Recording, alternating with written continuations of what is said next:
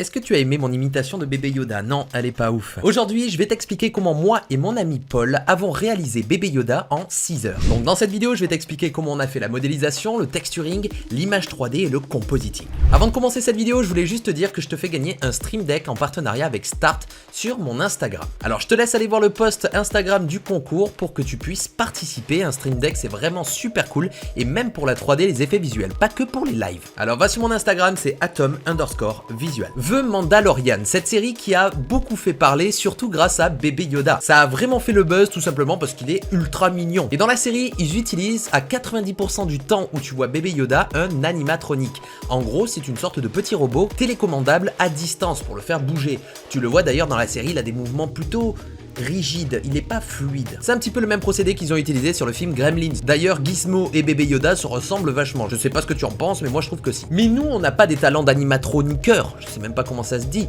donc on va le faire en 3D. Alors mon ami Paul, qui est ultra bon en modélisation 3D, va m'aider sur ce projet. Il s'affiche ici, je t'invite vraiment à aller t'abonner. Il faut qu'il dépasse les 1000 abonnés, je vous fais confiance, je vais guetter ça.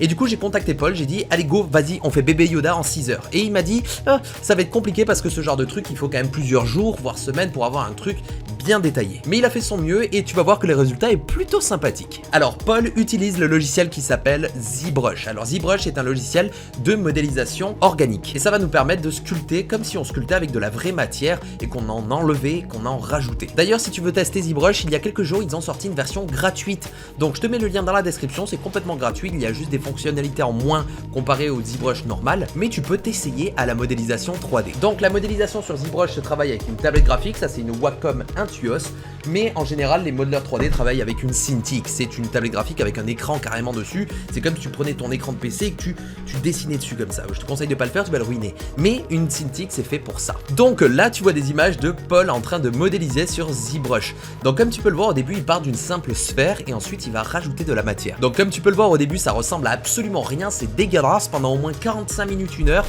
on se regardait avec Paul, on disait tu penses que ça va bien rendre, je sais pas, mais en fait c'est ça ZBrush. Quand tu travailles sur ZBrush, il faut que tu affines. Tu commences avec une vieille sphère et tu fais les proportions d'abord en rajoutant les oreilles, un petit peu les creux du visage pour avoir des bonnes proportions. Et c'est ensuite que tu vas affiner et rajouter du détail avec des brushes. Ça fonctionne un petit peu comme sur Photoshop, tu as des brushes pour peindre et avoir par exemple un petit peu du nez, des rides, tout ça. Ensuite, il a pu même réaliser les cheveux sur ZBrush avec quelque chose qui s'appelle le Fiber Mesh et en gros, ça va nous permettre de rajouter plein de petits poils aux zones qu'on va sélectionner.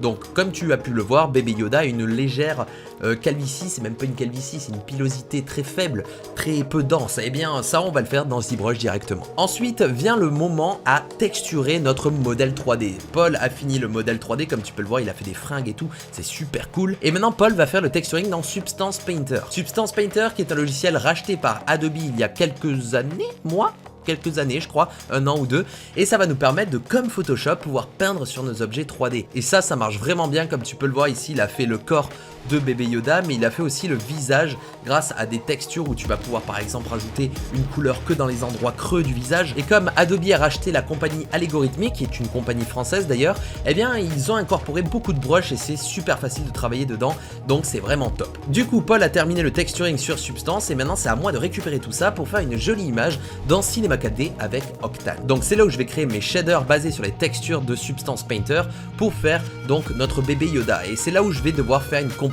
Donc c'est là où j'ai dit je vais travailler en cinémascope, je vais caler bébé Yoda sur un tiers, une petite luciole sur la droite. C'est ici que commence la composition de notre image. Ensuite, quelque chose de très important dans bébé Yoda, c'est le SSS, le Subsurface Scattering. Je te l'ai déjà expliqué plein de fois. C'est la semi-transparence d'un objet s'il y a une forte lumière derrière, comme par exemple les oreilles. C'est super fin comme ceci, comme cela. Donc ça se gère avec des matériaux sur Octane pour avoir, comme tu peux le voir ici, de la lumière qui traverse certaines parties de son corps super fin. Ensuite, je vais utiliser Quixel Bridge pour importer des modèles 3D pour me servir à créer un fond ou des herbes par exemple. Ensuite, je clique sur rendu et je vais faire mon compositing dans Adobe After Effects pour ajouter par exemple des effets de lueur, rajouter des contrastes, avoir un effet de lueur sur la lentille avec un pack provenant de Lens Distortion que je vais mettre en mode écran par-dessus la lumière pour avoir cet effet un petit peu, la lentille est sale et du coup ça crée des espèces d'aberrations. Et voilà, maintenant tu as notre image finale de bébé Yoda réalisé en 6 heures. Donc encore une fois, le modèle 3D et l'image n'est pas parfaite parce que vraiment c'était le rush. Donc il faut que tu t'imagines ça avec beaucoup plus de travail. À Hollywood, ils travaillent ça sur des mois